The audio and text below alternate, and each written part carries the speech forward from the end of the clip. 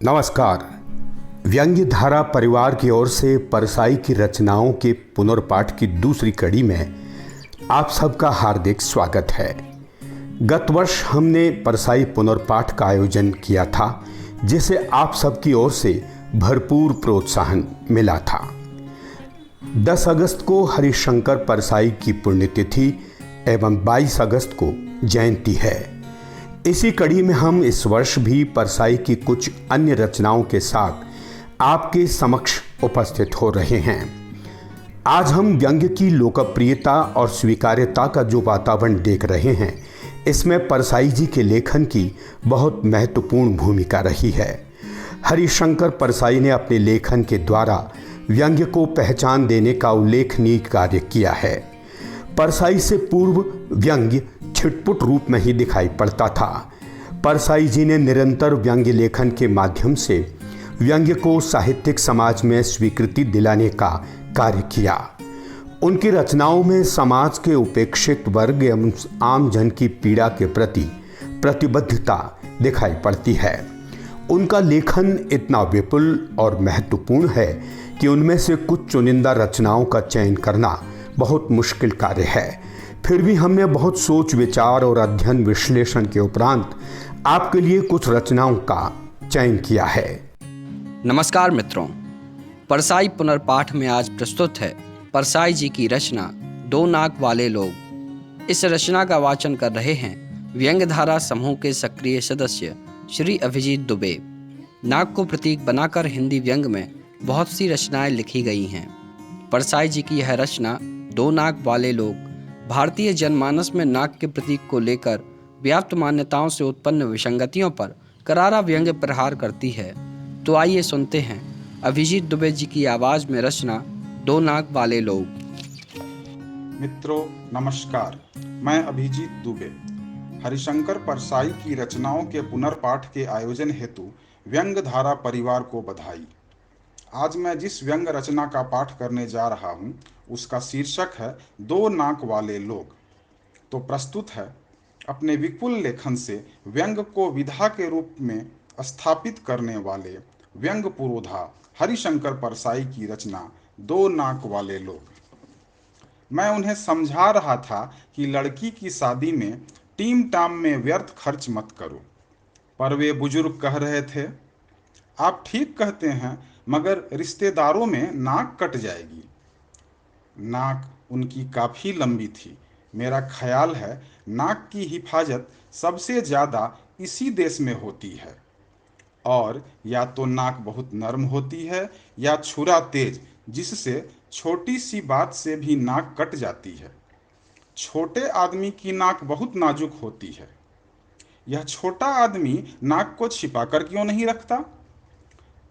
कुछ बड़े आदमी जिनकी हैसियत है, इस्पात की नाक लगवा लेते हैं और चमड़े का रंग चढ़वा देते हैं। काला बाजार में जेल हो आए हैं। औरत खुलेआम दूसरे के साथ बॉक्स में सिनेमा देखती है। लड़की का सार्वजनिक गर्भपात हो चुका है। लोग उस्तरा लिए नाक काटने को घूम रहे हैं, मगर काटें कैसे? नाक तो स्टील की है, चेहरे पर पहले जैसी ही फिट है और शोभा बढ़ा रही है।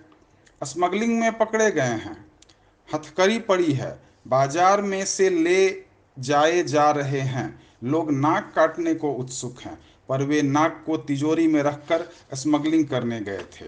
पुलिस को खिला खिला कर बरी होकर लौटेंगे और नाक फिर पहन लेंगे। जो बहुत होशियार हैं, वे नाक को तलवे में रखते हैं। तुम सारे शरीर में ढूंढो, नाक ही नहीं मिलती।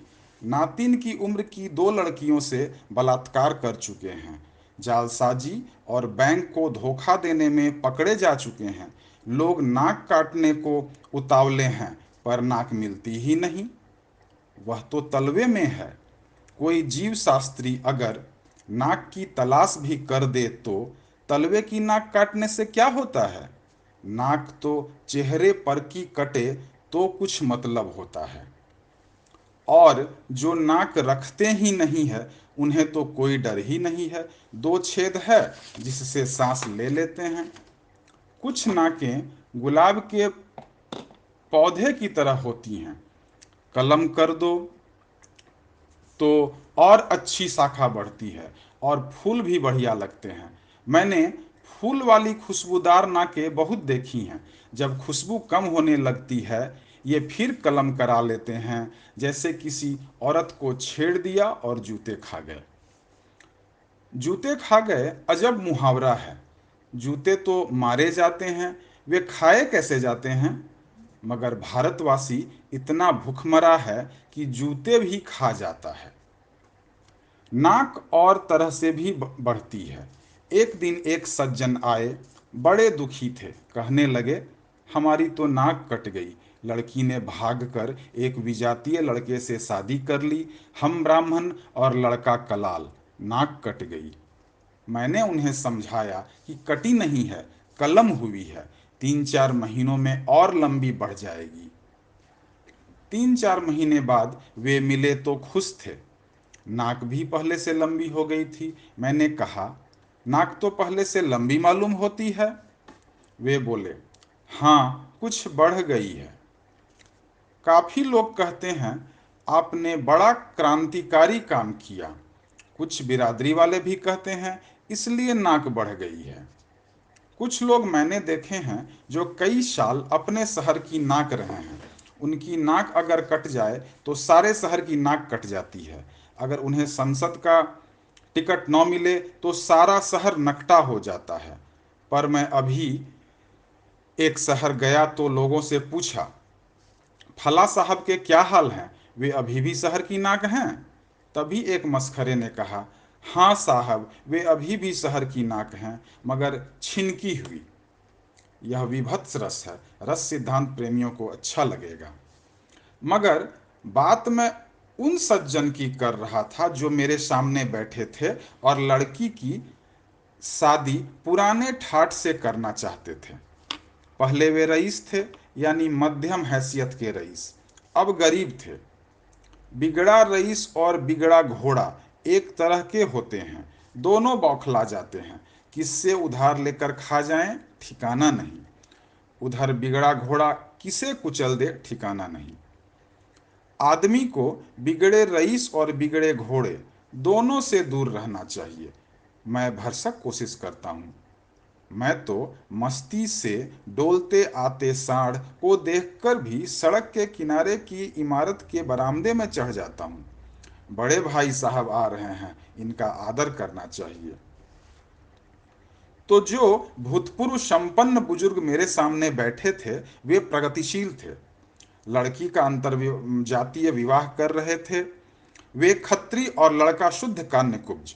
वे खुशी से शादी कर रहे थे, पर उनमें विरोधाभास यह था कि शादी ठाट से करना चाहते थे। बहुत लोग एक परंपरा से छुटकारा पा लेते हैं पर दूसरी से बंधे रहते हैं। रात को शराब की पार्टी से किसी ईसाई दोस्त के घर से आ रहे हैं, मगर रास्ते में हनुमान का मंदिर दिख जाए तो थोड़ा तिलक भी सिंदूर का लगा लेंगे। मेरा एक घोर नास्तिक मित्र था। हम घूमने निकलते तो रास्ते में राम मंदिर देखकर वे कह उठते, हरे राम। बाद में पछताते भी थे।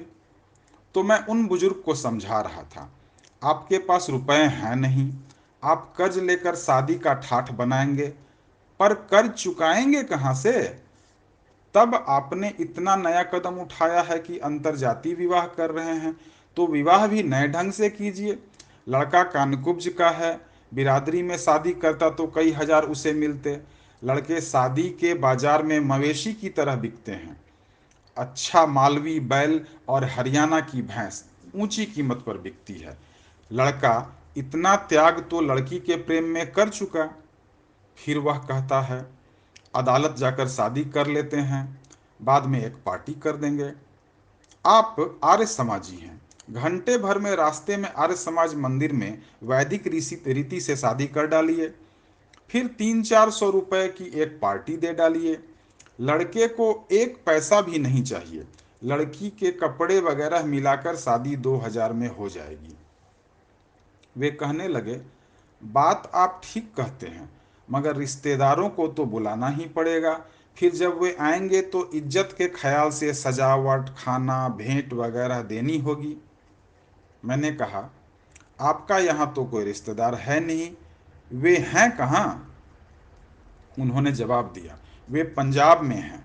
पटियाला में ही 3 करीबी रिश्तेदार हैं, कुछ दिल्ली में हैं, आगरा में हैं। मैंने कहा, जब पटियाले वाले के पास आपका निमंत्रण पत्र पहुंचेगा तो पहले तो वह आपको 10 गालियां देगा। मई का यह मौसम, इतनी गर्मी, लोग तड़ातड़ लू से मर रहे हैं। ऐसे में इतना खर्च लगाकर जबलपुर जाओ, कोई बीमार हो जाए तो और मुसीबत। पटियाला या दिल्ली वाला आपका निमंत्रण पत्र पाकर खुश नहीं होगा, दुखी होगा। निमंत्रण पत्र न मिला तो वह खुश होगा और बाद में बात बनाएगा, कहेगा, आजकल जी डाक की इतनी गड़बड़ी हो गई है कि निमंत्रण पत्र ही नहीं मिला, वरना ऐसा हो सकता था कि हम ना आते। फिर मैंने कहा, मैं आपसे कहता हूँ कि दूर से रिश्तेदार का निमंत्रण पत्र मुझे मिलता है तो मैं घबरा उठता हूँ। सोचता हूँ जो ब्राह्मण 11 रुपए में शनि को उतार दे, 25 रुपए में सगोत्र विवाह करा दे, मंगली लड़की का मंगल 15 रुपए में उठाकर शुक्र के दायरे में फेंक दे, वह लगन सितंबर से लेकर मार्च तक सीमित क्यों नहीं कर देता? मई और जून की भयंकर गर्मी की लगनें गोल क्यों नहीं कर देता? वह कर सकता है। और फिर ईसाई और मुसलमानों में जब बिना लग्न शादी होती है तो क्या वर वधू मर जाते हैं? 8 प्रकार के विवाहों में जो गंधर्व विवाह है वह क्या है? वह यही शादी है जो आज होने लगी है कि लड़का लड़की भागकर कहीं शादी कर लेते हैं। इधर लड़की का बाप गुस्से में पुलिस में रिपोर्ट कराता है कि अमुक लड़का हमारी नवाई लड़की को भगा ले गया, मगर कुछ नहीं होता क्योंकि लड़की मैट्रिक का सर्टिफिकेट साथ ले जाती है जिसमें जन्म तारीख होती है। वे कहने लगे, नहीं जी, रिश्तेदारों में नाक कट जाएगी।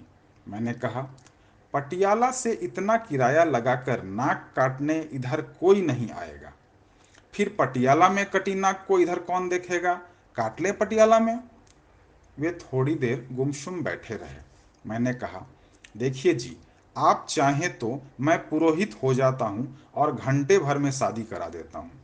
वे चौंके, कहने लगे, आपको शादी कराने की विधि आती है?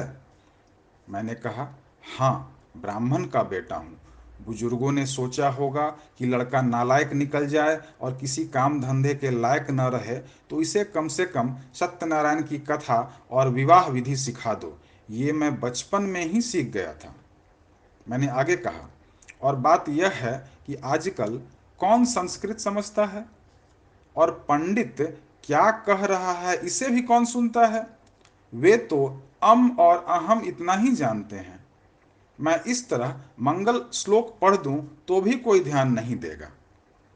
ओम Jack and Jill went up the hill to fetch a pail of water. ओम Jack fell down and broke his crown and Jill came trembling आफ्टरम। कुर्यात सदा मंगलम। इसे लोग वैदिक वैदिक मंत्र समझेंगे। वे हंसने लगे। मैंने कहा, लड़का उत्तर प्रदेश का कान्यकुब्ज और आप पंजाब के खत्री, एक दूसरे के रिश्तेदारों को कोई नहीं जानता। आप एक सलाह मेरी मानिए, इससे कम में ही निपट जाएगा और नाक भी कटने से बच जाएगी। लड़के के पिता की मृत्यु हो चुकी है, आप घंटे भर में शादी करवा दीजिए।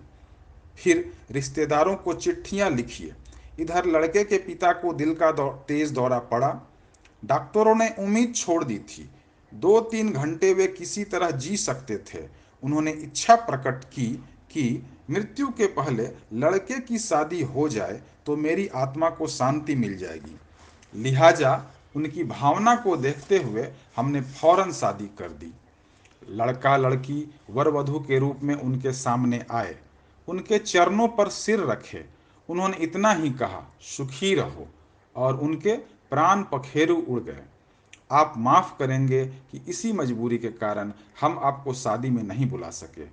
कौन जानता है आपके रिश्तेदारों में कि लड़के के पिता की मृत्यु कब हुई? उन्होंने सोचा, फिर बोले, तरकीब ठीक है जी, पर इस तरह की धोखाधड़ी मुझे पसंद नहीं। खैर, मैं उन्हें काम का आदमी लगा नहीं। दूसरे दिन मुझे बाहर जाना पड़ा। 2-3 महीने बाद लौटा तो लोगों ने बताया कि उन्होंने सामान और नकद लेकर शादी कर डाली।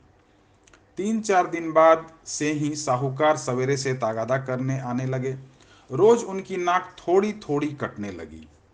मैंने पूछा, अब क्या हाल है? लोग बोले, अब साहूकार आते हैं तो यह देखकर निराश लौट जाते हैं कि काटने को नाक ही नहीं बची।